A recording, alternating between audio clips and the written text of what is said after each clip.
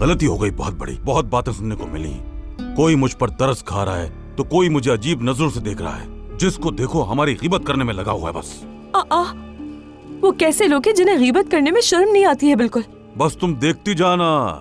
अभी तुम्हारी माँ बाजार जाएगी ना, फिर पता चलेगा लोगों का रवैया। बस हर किसी को सिर्फ अपनी फिक्र करनी चाहिए। दूसरों की बातों से हम क्यों परेशान होने लगे? परेशान? हमारे पास परेशानी के अलावा और बचा ही क्या है? अगर इस मामले ने तूल पकड़ा और उस आदमी ने निकाह ना किया इससे, तो फिर हम लोगों को कैसे मुंह दिखाएंगे? कभी इस बारे में भी सोचा है तुम दोनों ने? मेरा दम घुट रहा है। आप दोनों मिलकर मेरा दम घोट रहे हैं। कसम खाती हूँ निकाह करेगा। आप लोगों को यकीन क्यों नहीं आ रहा?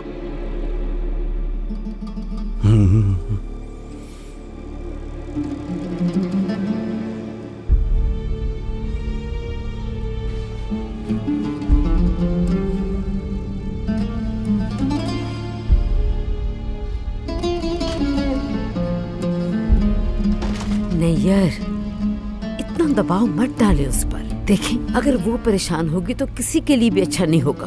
अल्लाह इसके लिए आसानियां पैदा करे हफीजा, लेकिन मैं जो कुछ कह रहा हूँ सोच समझ कर कह रहा हूँ।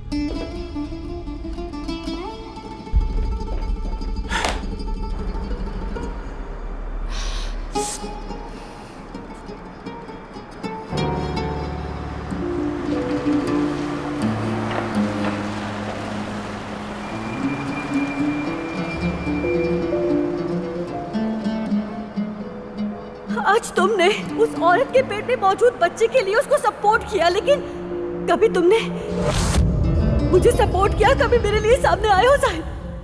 क्या ये कहा कि मैं तुम्हारा साथ देता, सबके खिलाफ खड़ा हो जाता और ना ही तुम्हें तलाक देता? इतने सालों में क्या तुम नहीं जानते क्या क्या हुआ है मेरे साथ जाहिद? तुमने एक दिन भी मेरा साथ नहीं दिया।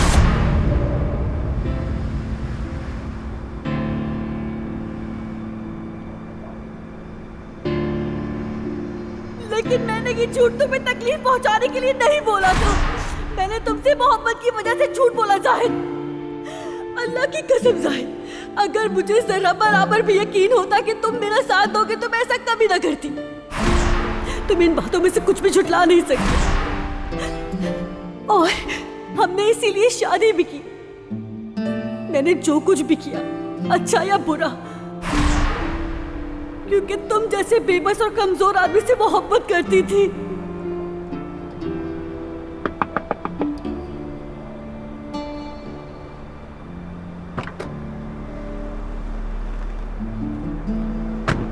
मोहब्बत बदुआ बन गई है